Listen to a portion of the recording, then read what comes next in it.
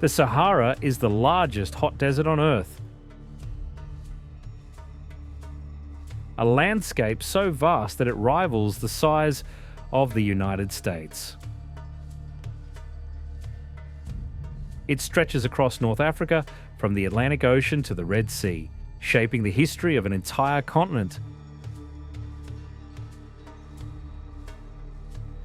To many, the Sahara is imagined as an endless sea of sand. Empty and unforgiving. In reality, it is far more varied. This desert was not always a place of drought and dust. Long ago, the Sahara breathed with water and life. As climate slowly shifted, the land dried, leaving behind eroded cliffs and barren plains. Life flickered only around isolated oases, cherishing every drop of precious moisture. Sand dunes, the Sahara's most famous image, are only a small part of the picture. The Sahara changes constantly, revealing a new face with every mile.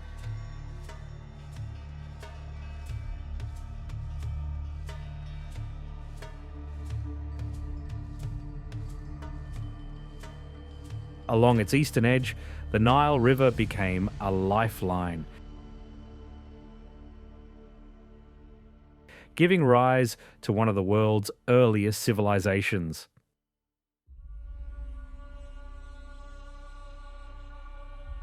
And in the west, arid land meets the sheer power of the open sea, forming the Atlantic coastal desert. Here, water is everywhere.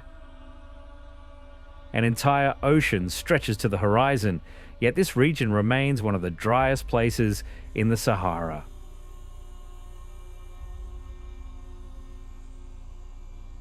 The key to this paradox is the cold Canary Current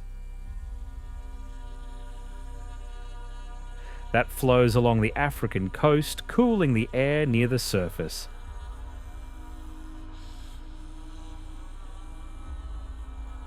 This prevents the formation of rain clouds. As a result, the land receives almost no measurable moisture, even while standing beside the sea.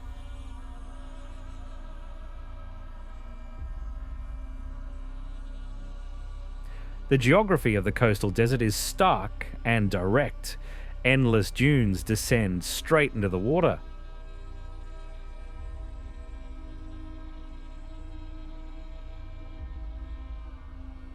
Wind acts as a sculptor, constantly reshaping sand that appear to flow into the Atlantic in frozen waves.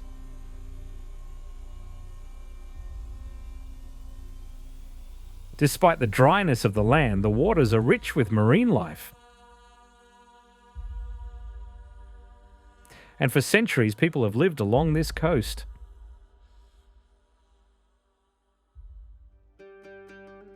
Wooden boats line the beaches, pulled high above the tide, while the desert stretches empty just beyond them.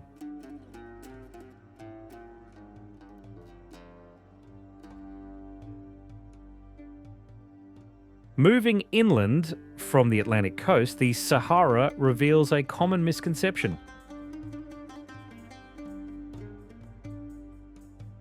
Despite its popular image as an endless sea of sand, only a small fraction is actually covered by dunes. The great dune fields that do exist are known as ergs. And they represent some of the most dynamic landscapes on Earth.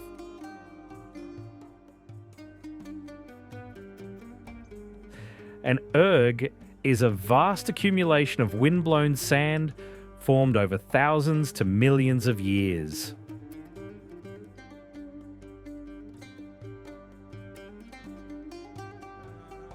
One of the most striking of these sand seas lies in southeastern Morocco, near the Algerian border, Erg Shebi.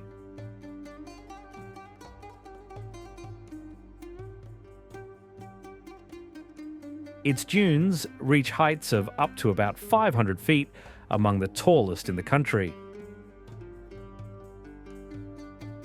The sand here is fine and rich in iron minerals, giving it a deep orange and reddish hue that shifts with the angle of the sun.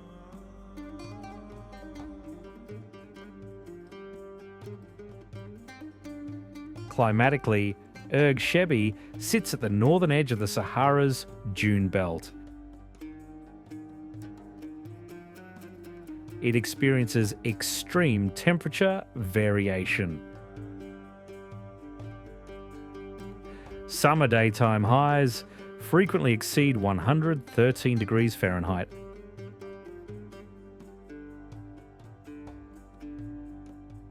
While winter nights can drop to near freezing.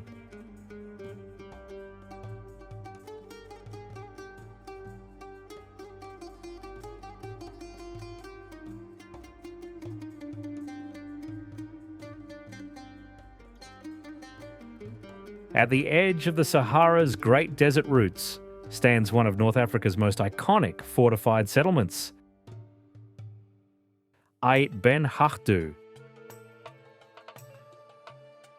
It rises along the former caravan corridor, linking Marrakesh with the Sahara and the markets of West Africa.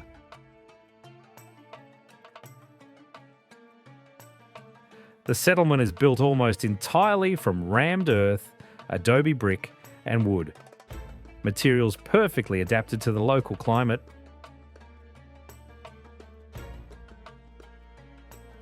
Thick earthen walls absorb heat during the day and release it slowly at night, moderating interior temperatures. High walls and fortified gates reflect the constant threat of raids along trade routes.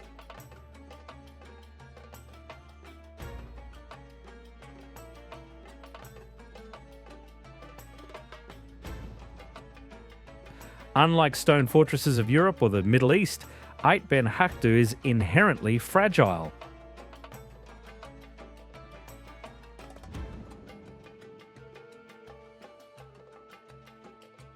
Earthen architecture erodes quickly without care, and its survival depends on continuous maintenance.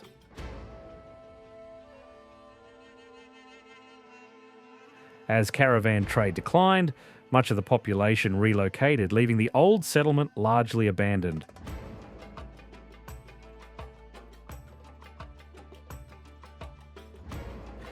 Despite this, Ait Ben Hakhdu is preserved as an exceptional example of southern Moroccan earthen architecture.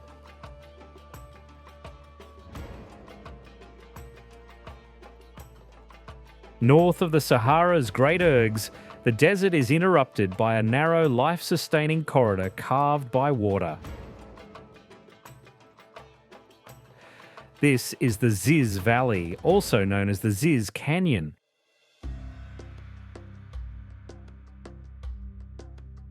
An oasis system that cuts through eastern Morocco.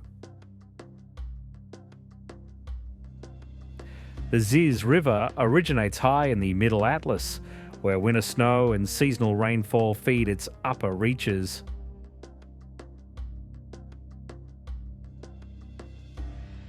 From there, it flows southward for roughly 175 miles, descending through deep gorges before dissipating into the desert plains.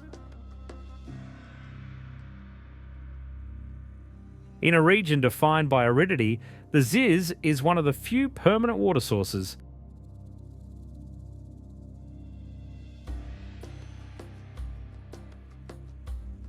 And its presence has shaped both the landscape and human settlement. As the river valley widens downstream, the canyon gives way to a broad oasis lined with dense palm groves.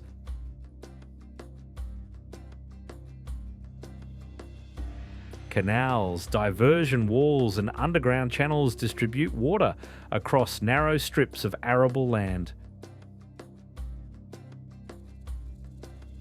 Date palms provide shade at the top. Fruit trees grow beneath them.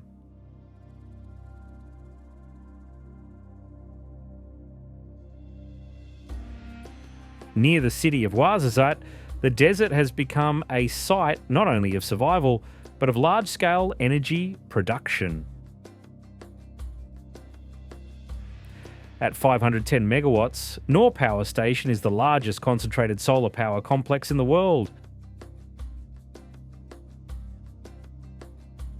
The region receives more than 3,000 hours of sunshine per year, with some of the highest solar irradiance levels on the planet.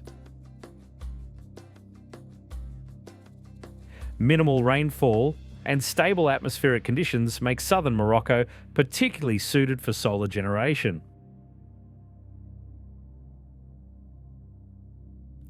These climatic advantages were decisive in selecting the site, transforming a marginal landscape into a strategic energy asset.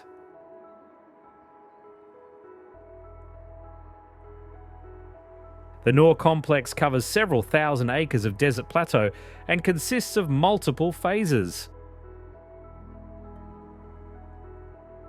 Instead of photovoltaic panels, these plants use fields of mirrors to focus sunlight onto receivers.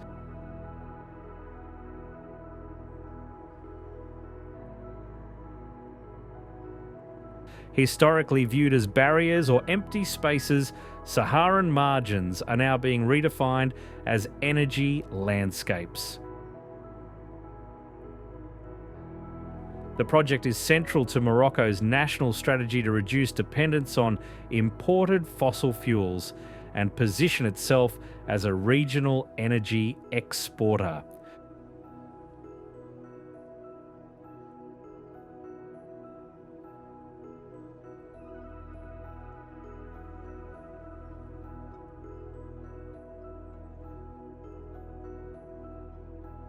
Deep in southeastern Algeria, far from the dune seas that dominate the popular image of the Sahara, Tassili Naja is not defined by sand, but by stone.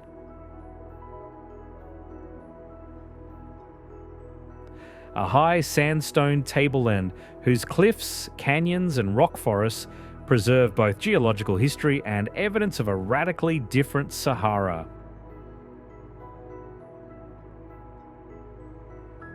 Tassili Naja rises to elevations of up to 6,600 feet above sea level, forming a natural barrier between the Libyan desert and the East Saharan basin.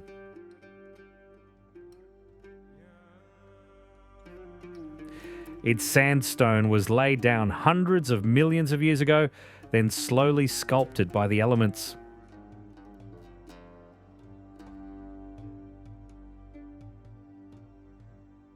Erosion has carved the plateau into arches, pillars, and narrow corridors, creating landscapes that resemble ruined cities of stone.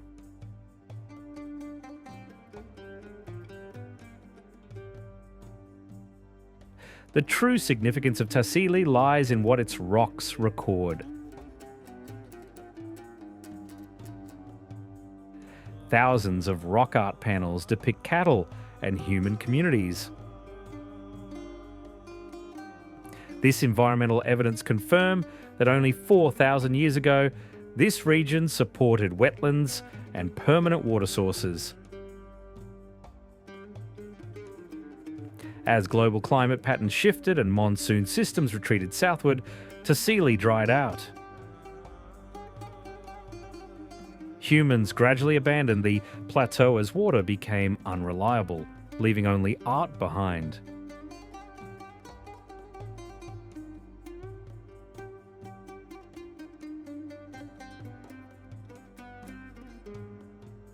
Often called the Eye of the Sahara, the Rishat structure is not a crater, not a city, and not a ruin, but a vast, deeply eroded geological dome.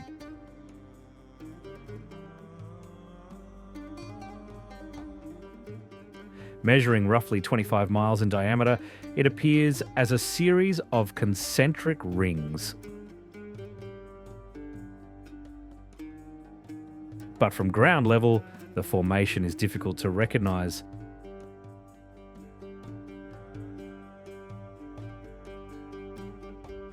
Its full geometry only becomes clear from the air or from space.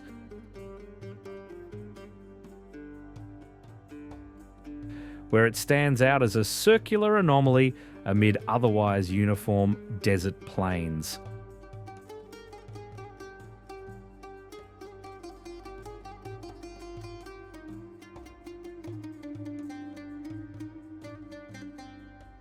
For decades, the structure was thought to be the result of a meteorite impact.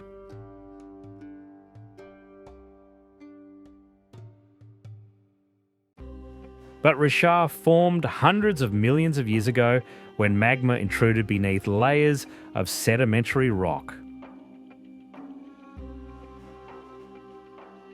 Over immense spans of time, natural forces removed the overlying material. Harder rock layers resisted erosion, while softer layers wore away more quickly, creating the distinctive ringed pattern visible today.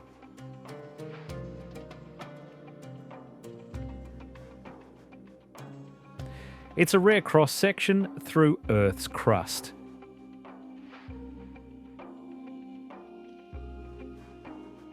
Each ring represents a different geological layer, offering insight into ancient environments.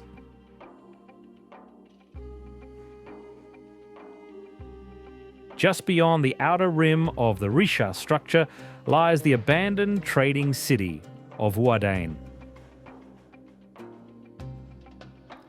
Founded in the 12th century, the town emerged as a key stop for caravans transporting goods across the desert. Buildings were constructed from local stone, stacked into thick walls that resisted both heat and erosion.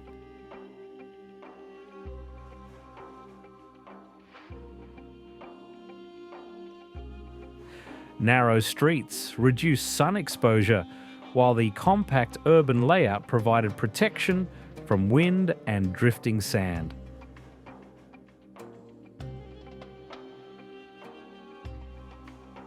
The city was divided into fortified quarters with houses clustered tightly for security rather than comfort.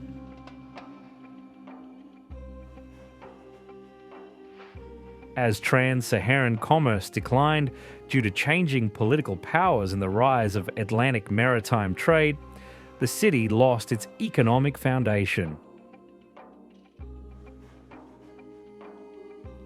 Recurrent droughts further strained water supplies, and the desert steadily reclaimed abandoned structures. By the modern era, Uadain was largely deserted.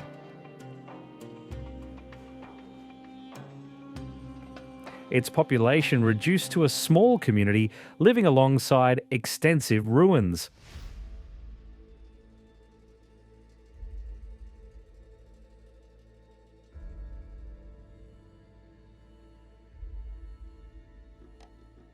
About 60 miles south beyond the rocky margins of the Ennedi Plateau lies another town emerged from trans-Saharan trade.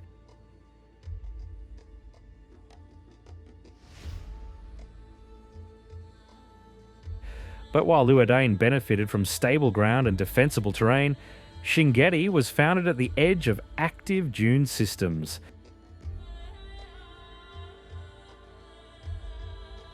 This single geographic difference defined its entire history.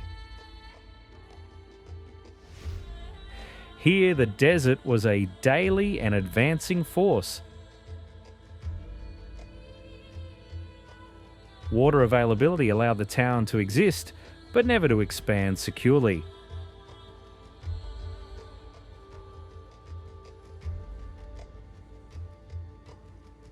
Over centuries, entire quarters were abandoned as dunes advanced, while new structures rose on more protected ground.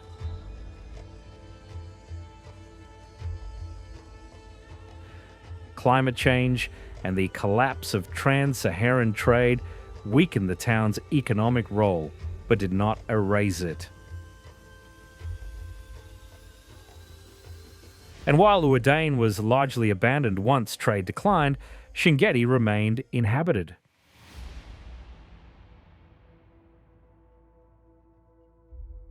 Sustained by religious identity and intellectual tradition.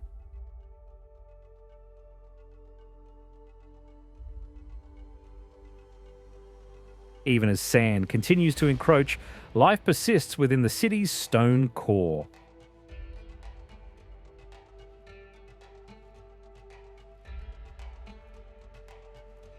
From Shingetti, trade routes traverse some of the most inhospitable terrain in Western Sahara.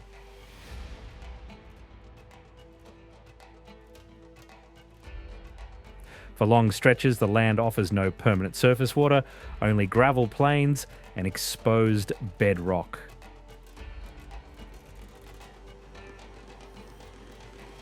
Then, suddenly, Turget Oasis appeared like a miracle. A point of survival carved into rock.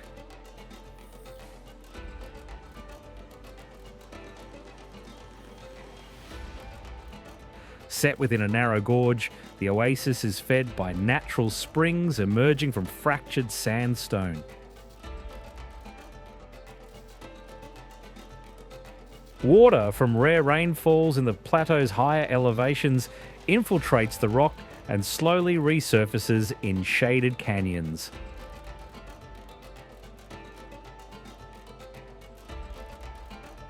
The result is a permanent, though limited, water supply, an anomaly in a region defined by scarcity.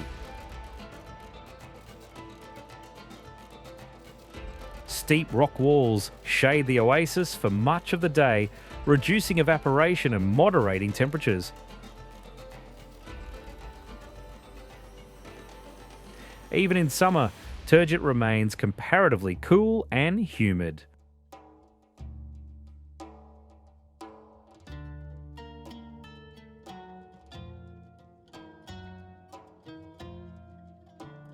Date palms, fruit trees, and grasses forming a narrow ribbon of green against bare stone.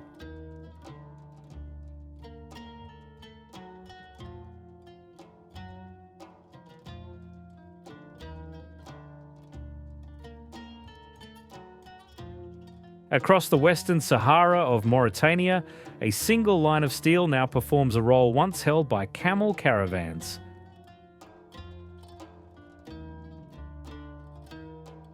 The Mauritania Railway, built to move industrial resources across one of the most inhospitable environments on Earth. Yet in doing so, it has unintentionally become one of the most unusual travel routes in the world.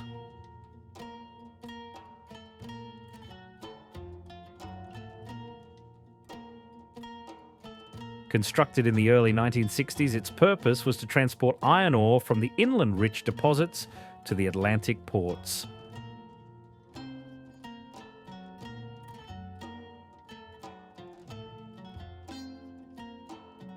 The line stretches roughly 440 miles across the Sahara, cutting through landscapes untouched by permanent settlement.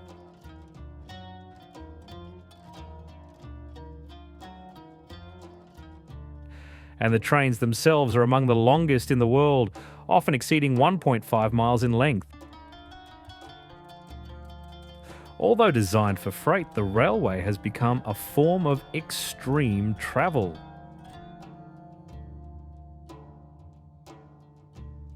Adventure seekers ride right atop the open ore wagons exposed to sun, wind, dust, and cold night air.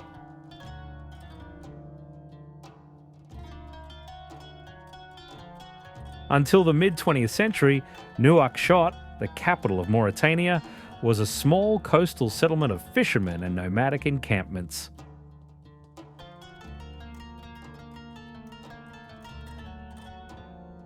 At the time, the population numbered only a few hundred people.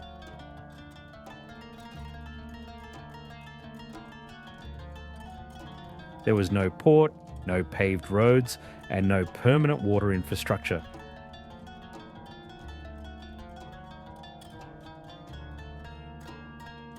As Mauritania declared independence from France in 1960, Nouakchott became the administrative centre of a newly formed nation.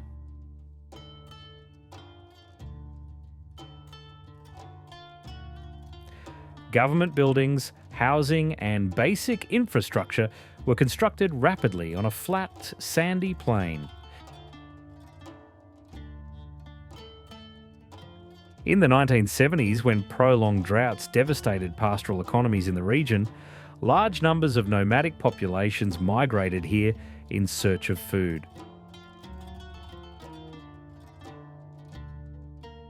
The city's population increased exponentially, transforming it from a planned capital into a sprawling metropolis.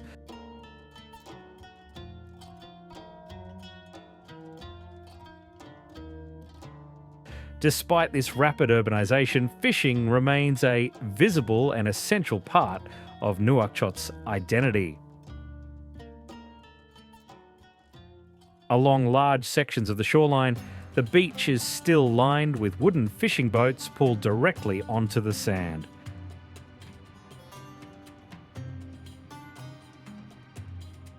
Artisanal fishermen continue to launch their vessels through the surf, using methods that long predate the capital itself.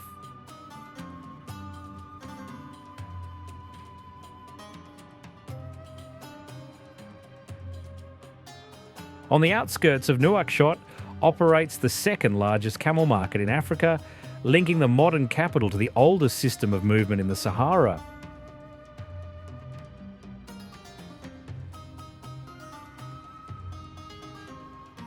Traders arrive from the interior with animals raised on sparse pasture, while buyers come from the city and beyond.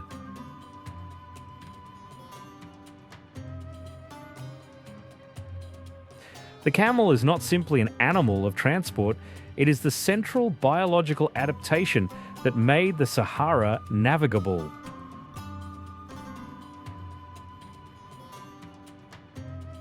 Without camels, trans-Saharan trade would never have existed.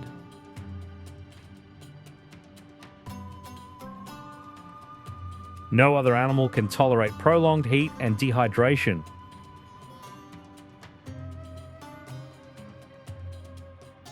But camels are well adapted to desert life.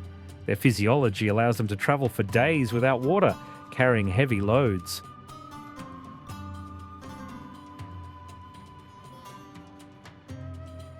Wide padded feet prevent sinking into sand, while long legs keep their bodies farther from the hot ground.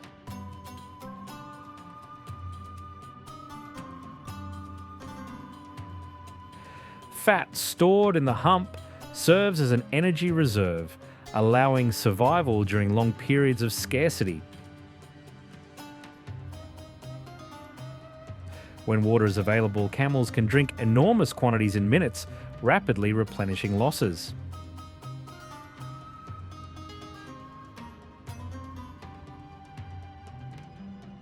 In the heart of northern Algeria's Sahara, Gardaia was founded in the 11th century by Ibadi Muslims. They settled in the Mzab Valley, a rocky basin cut by a dry riverbed.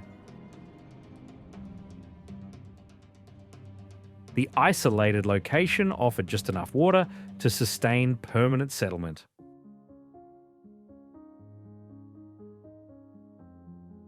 What began as a sanctuary evolved into one of the most distinctive urban systems in the Sahara.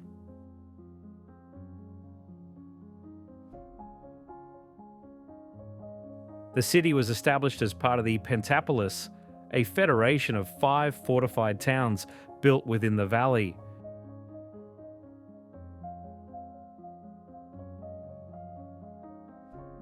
This network allowed communities to share resources, coordinate defense, and maintain religious and social cohesion.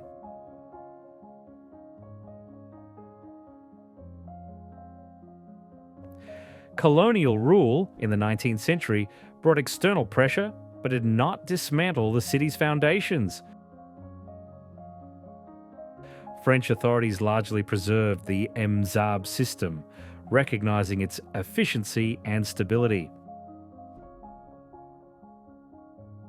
As a result, Gardia retained much of its historical form while gradually integrating into the modern Algerian state.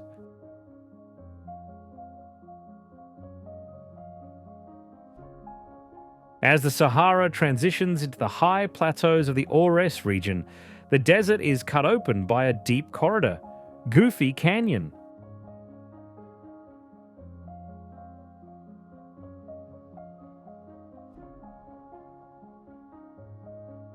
The canyon was carved by the Oued Abiod, a river that today flows only seasonally, but once carried far greater volumes of water.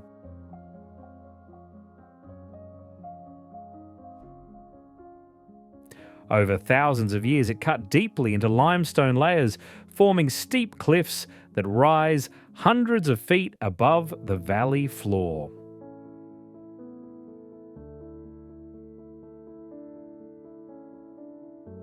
This incision created a protected microenvironment. Cooler, shaded, and better supplied with water than the surrounding plateau.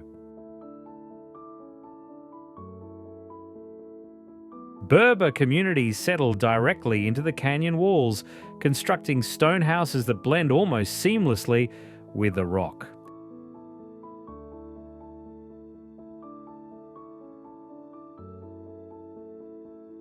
These dwellings were not separate from the landscape, but extensions of it, using cliff faces for structural support. As modern infrastructure bypassed the canyon, many residents relocated to nearby plateaus and towns.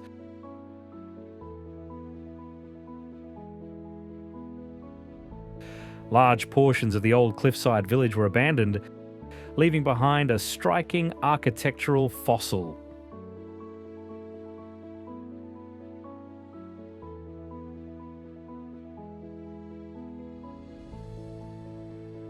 From the concealed cliff dwellings of Ghoufi, the landscape opens onto a very different imprint of human presence in North Africa.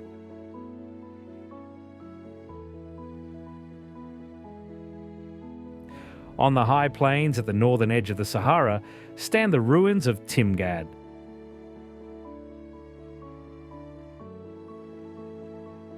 A city imposed with imperial intent. Timgad was founded around 100 AD by the Roman Emperor Trajan as a military colony for veterans of the Roman army. Positioned near the Oases Mountains, it controlled key routes between the Mediterranean coast and the Saharan interior.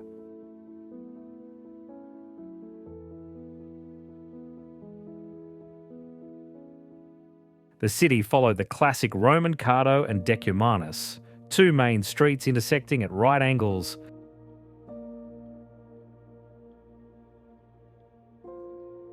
For several centuries, Timgad prospered as part of the Roman African provinces.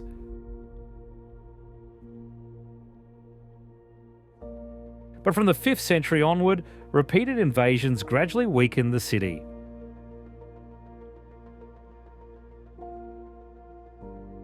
Sand buried Timgad under desert deposits.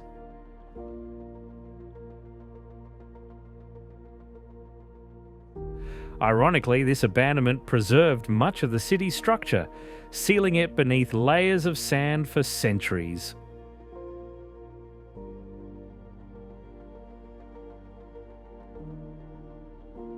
In Tunisia, the Sahara flattens into a vast, blinding expanse where water appears and disappears with the seasons.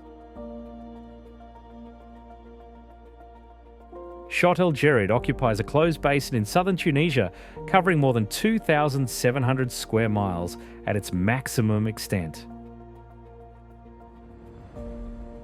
Yet despite its scale, it is not a lake in the conventional sense. Most of the year, it is a dry crust of salt, clay, and gypsum stretching to the horizon.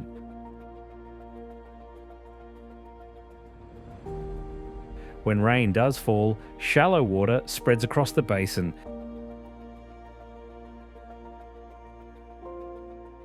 Within weeks, sometimes days, the water evaporates, leaving behind crystalline salt patterns.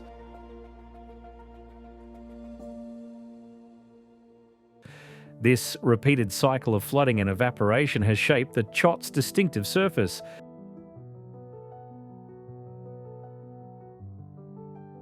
The salt crust fractures into polygonal plates, often tinted white, pink, or pale green depending on mineral composition.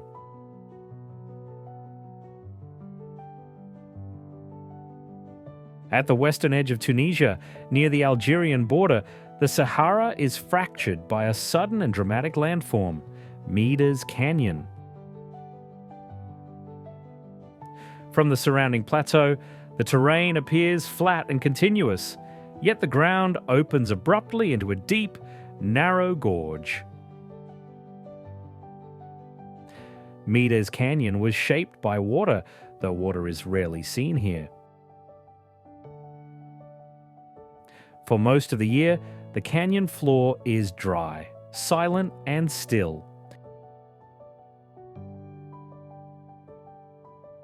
But during rare storms in the nearby mountains, rain rushes across the plateau and funnels into this narrow corridor.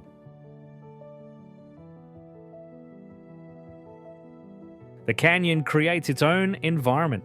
Its depth provides shade for much of the day, making it cooler than the open plateau above. Heat lingers on sunlit walls while the canyon floor remains in shadow. Producing sharp contrasts over short distances.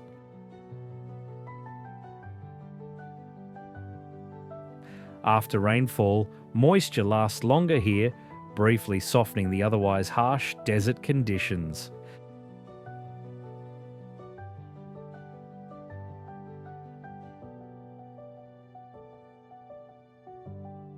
Across northern Africa, Berber communities developed an unusual form of settlement in direct response to harsh environmental conditions.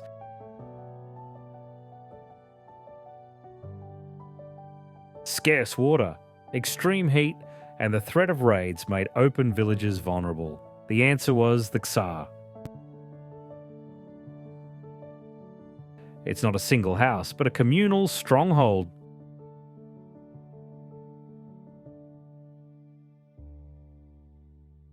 Most built between the 12th and 17th centuries.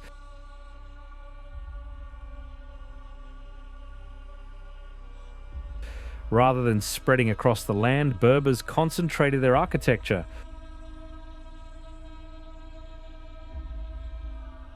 Often building on hilltops or ridges.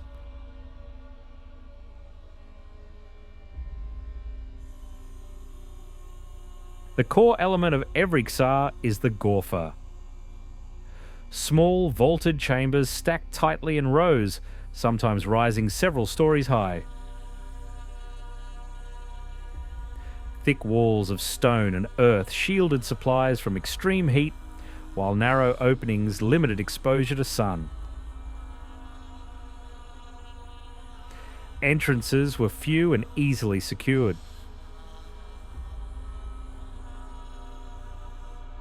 Internal passages were narrow and irregular, making large-scale attacks difficult.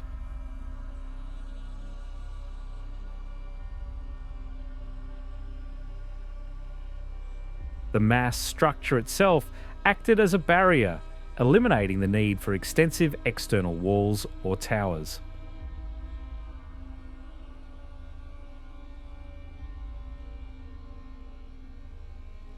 South of Chott El Djerid, beyond the last palm groves of southern Tunisia, the landscape changes once again. Near the desert town of Duz, the Sahara begins to rise into open fields of sand, announcing the northern edge of the Grand Erg Oriental. Here stands Timbaine, a solitary hill emerging from a sea of dunes, serving as one of the clearest landmarks in an otherwise fluid landscape.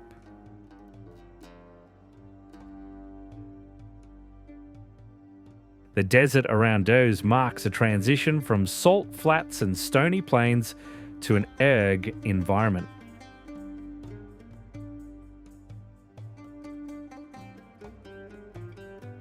Timbaine itself is not a dune, but a rocky outcrop composed of resistant bedrock that predates the surrounding valleys.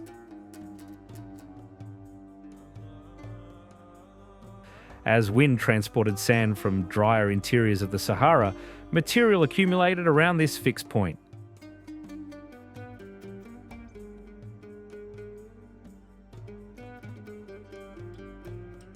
The result is a striking contrast between immobile stone and constantly moving sand.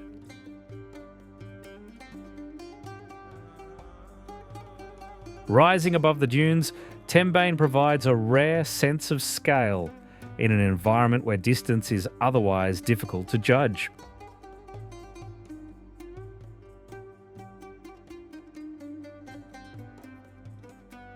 In northeastern Chad, far from coasts, rivers and major settlements, the Sahara rises into a vast stone tableland known as the Ennedi Plateau.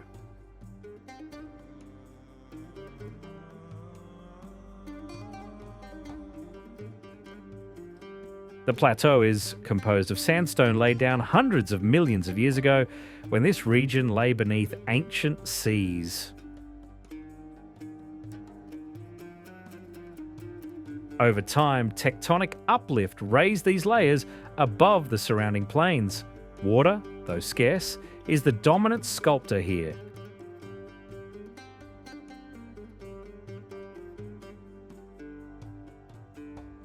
During occasional seasonal rains, runoff concentrates into narrow channels, carving deep gorges into the sandstone. When the water disappears, erosion continues more slowly through wind abrasion and thermal stress.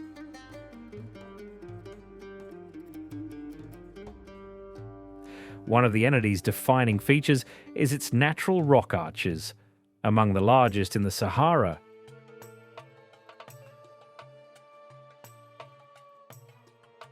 Sand carried across the plateau acts as an abrasive, smoothing rock surfaces and sharpening edges. Over long periods, this process produces sculpted forms that appear deliberately carved.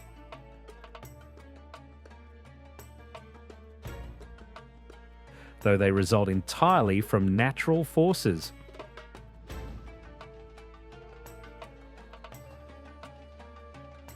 Meanwhile, in Algeria, the Hoggar Mountains form one of the desert's most striking and unexpected landscapes.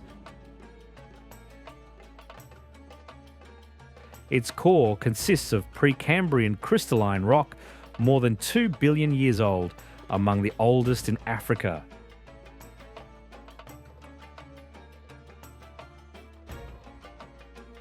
Over time, volcanic activity intruded into this basement, creating dramatic peaks, spires, and plateaus. Erosion has since stripped away softer material, leaving behind jagged silhouettes and isolated towers. Elevations across the Hoggar commonly exceed 6,500 feet, with Mount Tahat reaching approximately 9,570 feet above sea level. And while the surrounding Sahara experiences relentless heat, the Hoggar creates its own microclimates. Daytime temperatures are lower, nights can be cold year-round, and winter frost is not uncommon at higher elevations. Across the vast expanse of the Sahara, where water is the rarest and most decisive resource, one river stands apart. The Nile is the desert's great exception, a continuous artery of life cutting through thousands of miles of arid land. At over 4,100 miles in length, it is the longest river on Earth.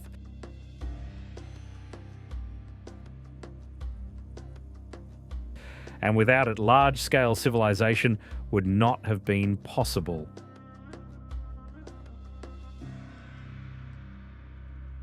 The Nile flows from the humid highlands of Central and Eastern Africa toward the Mediterranean.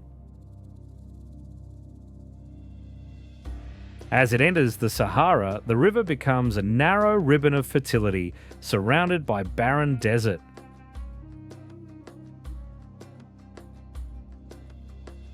Along its banks, soils enriched by annual floods supported agriculture in an otherwise uninhabitable environment.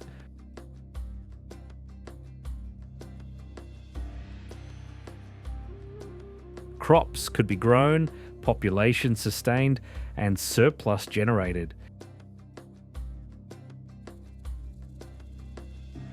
Beyond the river's reach, the Sahara remained largely empty. Within it, civilizations flourished.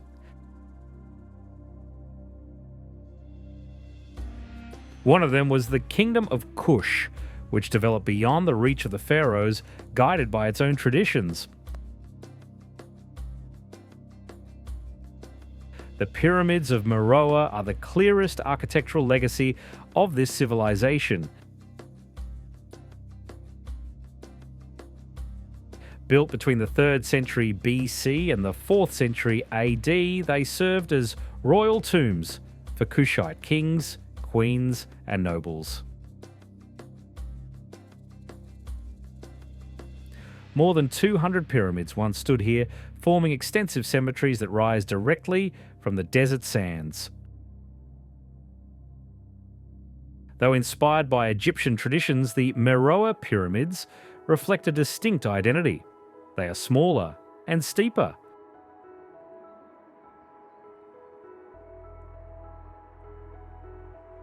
Their sharp angles and narrow bases suit both material constraints and the open desert setting, where resources were finite. As political power declined and trade routes shifted, Meroe was gradually abandoned. Unlike the crowded monuments of the Nile Delta, these structures remained exposed to desert and sky, untouched by continuous settlement.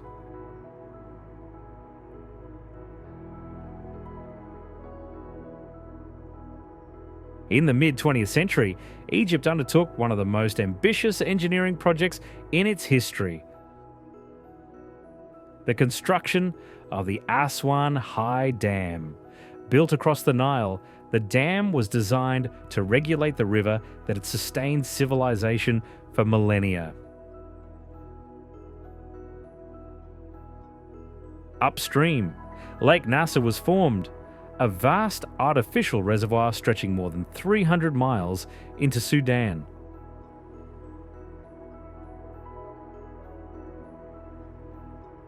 This sudden rise of water placed some of Africa's most important monuments in danger. Among them were the temples of Abu Simbel.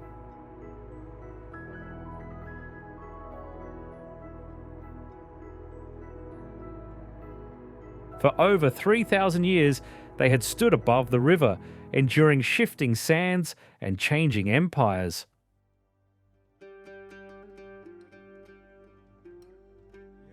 Built in the 13th century BC, their colossal statues and precisely aligned interiors were designed to project power at Egypt's southern frontier.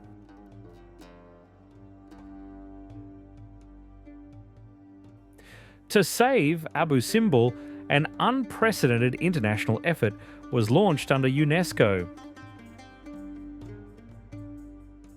The temples were cut into massive blocks, each weighing up to several dozen tons, then lifted and reassembled on higher ground. Preserving not only the monuments themselves, but their exact orientation and solar alignment.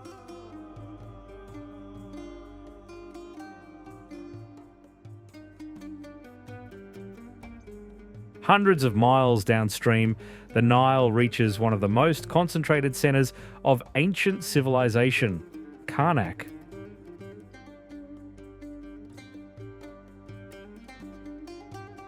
Unlike Abu Simbel, it wasn't a single monument, but a vast sacred complex built and expanded over nearly 2,000 years.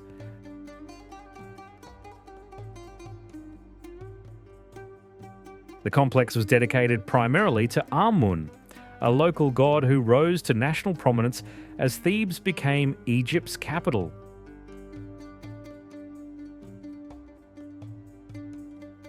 Pharaoh after pharaoh added to Karnak, each seeking to anchor their reign within its sacred geography.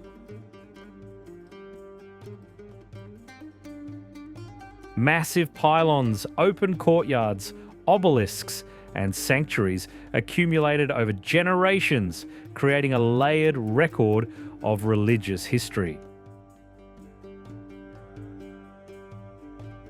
At the center of Karnak stands the Great Hypostyle Hall, a forest of colossal stone columns arranged in tight ranks.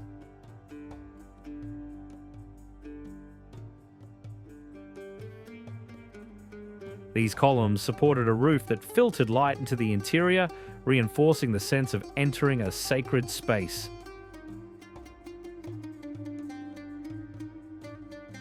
The scale was deliberate. Karnak was designed to overwhelm, to reflect divine order imposed upon the human world.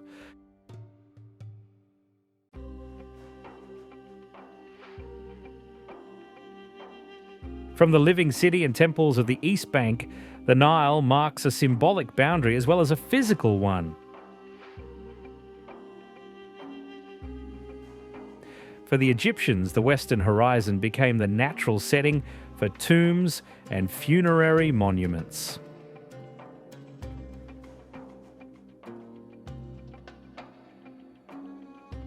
This was the realm of the dead, and here lies the Valley of the Kings.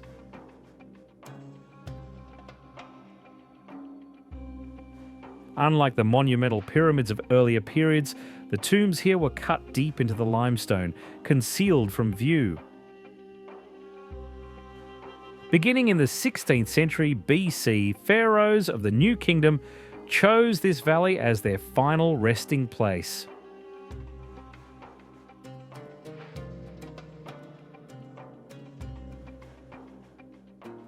Over the following centuries, more than 60 tombs were excavated, their entrances blending into the desert slopes.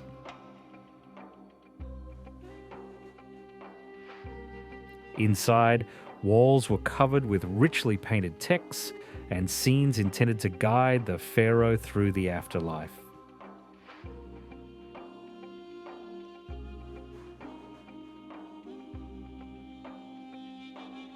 Outside the valley, where cliffs curve inward toward the floodplain, stands the mortuary temple of Hatshepsut, and it was meant to be seen. Built in the 15th century BC, it rises in a series of terraces that echo the surrounding rock formations. Hatshepsut's temples serve not as a tomb, but as a place of worship and remembrance. Colonnades open toward the Nile, while the cliffs behind frame the structure, anchoring it between desert and river.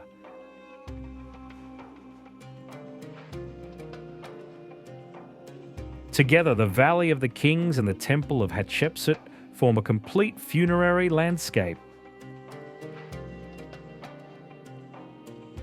The living worshipped along the river, the dead were placed in the desert beyond it.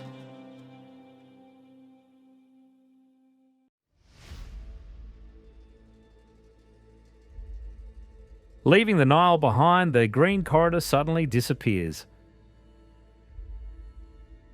Beyond the last cultivated fields, two regions reveal how varied the Sahara truly is.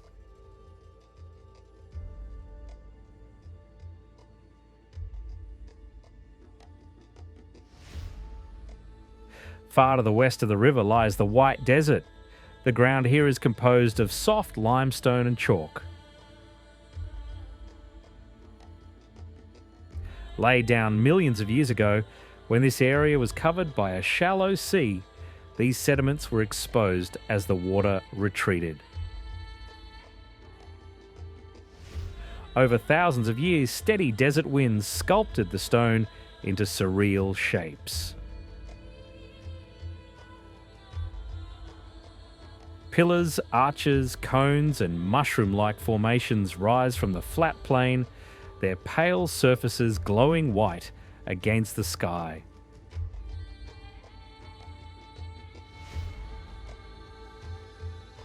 Sand acts as a natural abrasive, slowly carving the softer rock while leaving harder sections intact.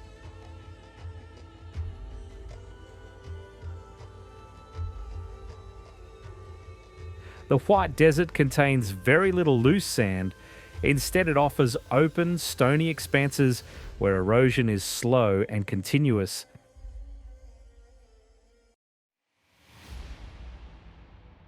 And just 60 miles north, the terrain darkens abruptly.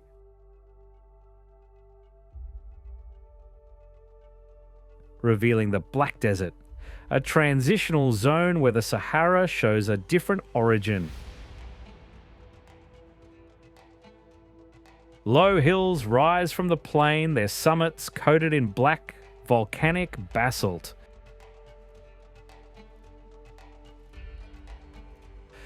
These dark caps are remnants of ancient volcanic activity, spread across the surface long after the limestone below had formed. Over time, wind erosion stripped away surrounding sediment, leaving the harder basalt exposed.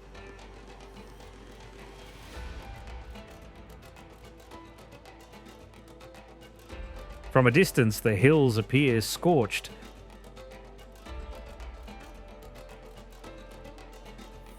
Their dark surfaces absorbing heat and contrasting with the lighter desert floor.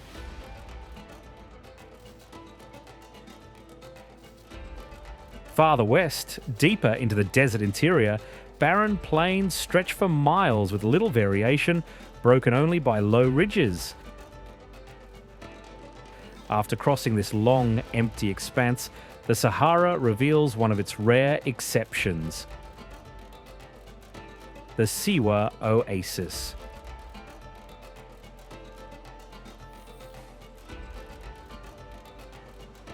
Siwa lies in a deep depression near the Libyan border, well below sea level.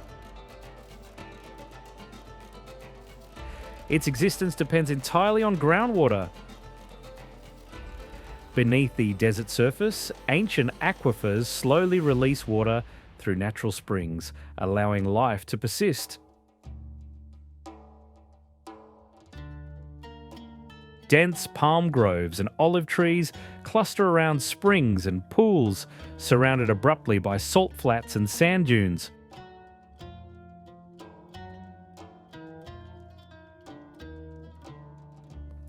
Water seeps into shallow basins, evaporates under intense heat, and leaves behind layers of salt that fringe the cultivated land.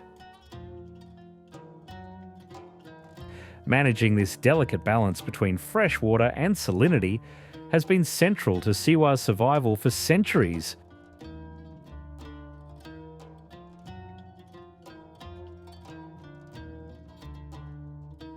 In antiquity, it was home to the Oracle of Amun, one of the most revered religious sites in the ancient world.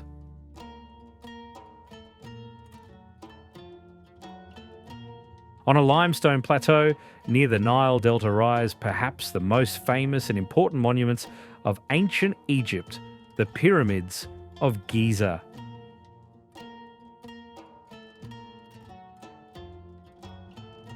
Their placement at the edge of the Nile's fertile plain was a deliberate choice. This boundary marked the transition from the world of the living to the realm of eternity.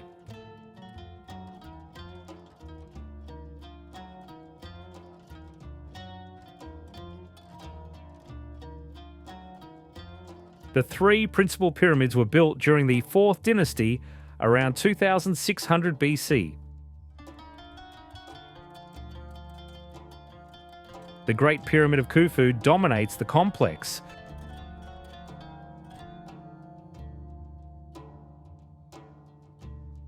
Originally standing about 481 feet tall, it was constructed from more than 2 million stone blocks and remained the tallest man-made structure on Earth for nearly 4,000 years. Nearby stand the pyramids of Khafra and Menkaure, smaller in scale but aligned with the same geometric precision.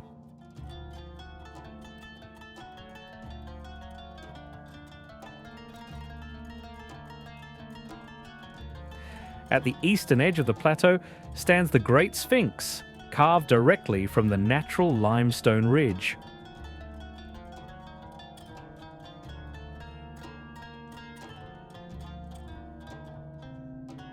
With the body of a lion and the head of a king, most likely Khafra, it faces the rising sun, guarding the approach to the necropolis.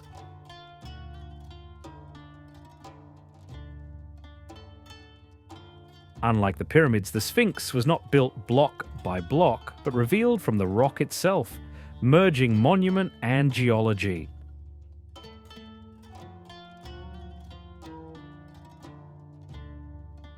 Far from the monumental stone of the Nile Valley, the Sahara reveals a very different kind of surprise in the Watermelon Valley. Hundreds of rounded black stones scattered across pale sand.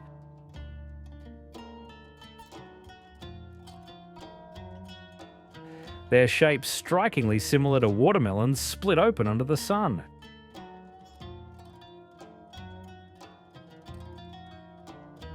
Despite their organic appearance, these watermelons are geological in origin.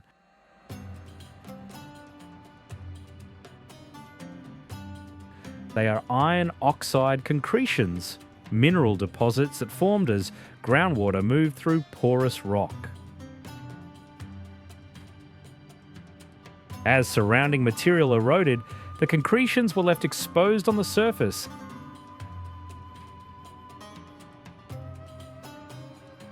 Concentrated by gravity into natural clusters.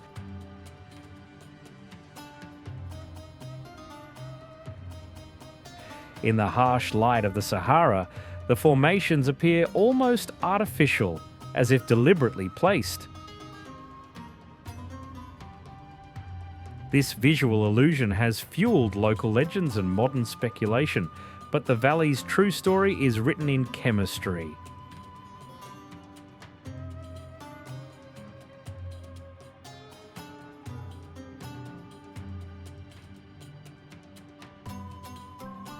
Along the western shore of the Red Sea, where the eastern desert meets clear, shallow waters, lies Hurghada.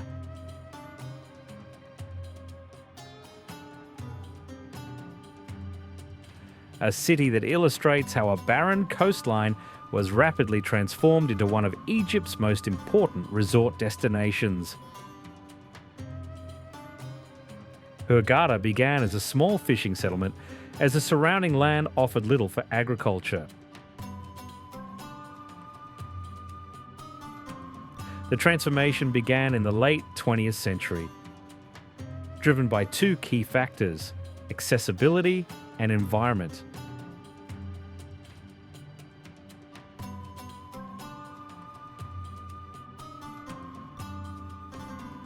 The Red Sea's exceptionally clear water and extensive coral reef systems offered ideal conditions for tourism. Hurghada's growth was rapid. Resorts, marinas and hotels grew directly between the sea and the desert.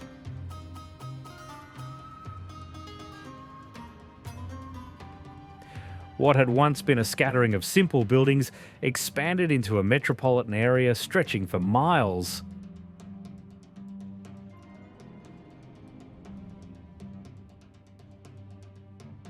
Tourism became the primary economic engine. drawing visitors from Europe, Russia, and the Middle East.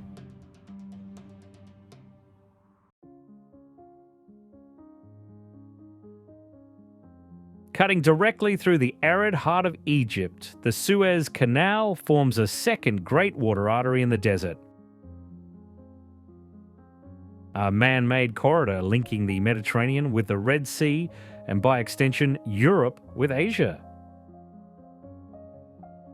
Before the canal's construction, ships were forced to sail around the southern tip of Africa, adding weeks to global trade routes.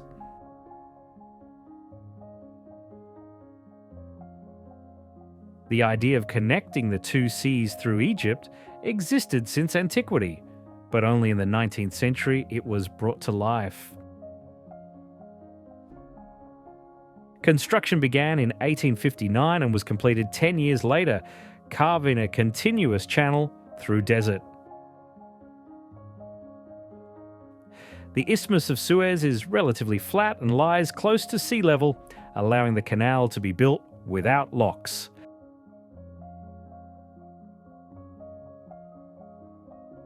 Large sections follow natural depressions, including the Bitter Lakes, which were flooded to form part of the canal itself. It became one of the most strategic maritime passages on Earth, dramatically shortening the route between the Indian Ocean and the Mediterranean.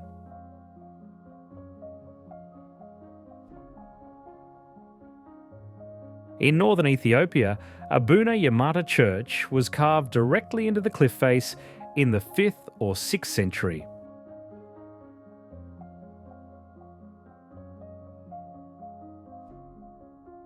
Rather than being built outward, it was excavated inward, using the natural rock as walls, ceiling, and structure. Isolation provided protection during periods of political instability and invasion, while elevation symbolized closeness to the divine. Reaching the church remains a physical challenge even today.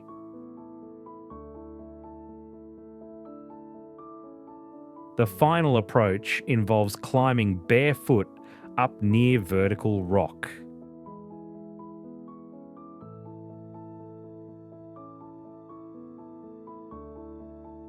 Inside, the church opens into a small but richly decorated interior.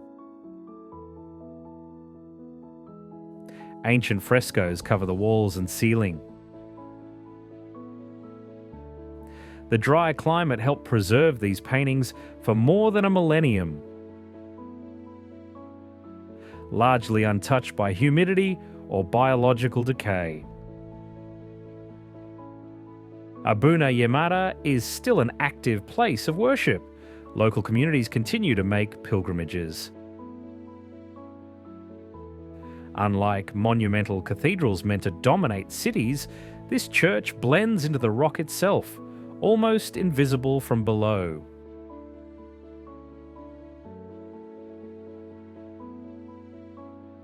The Sahara is expanding.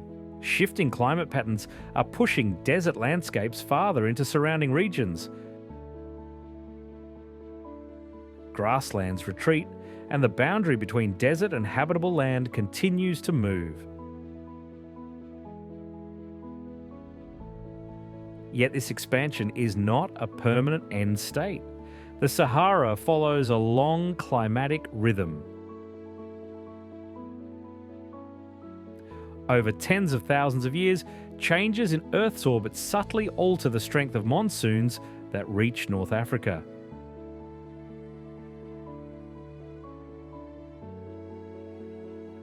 When these rains weaken, the desert spreads.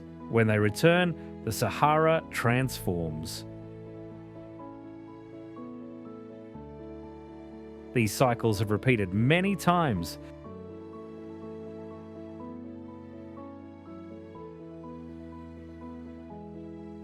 What appears timeless is, in fact, temporary.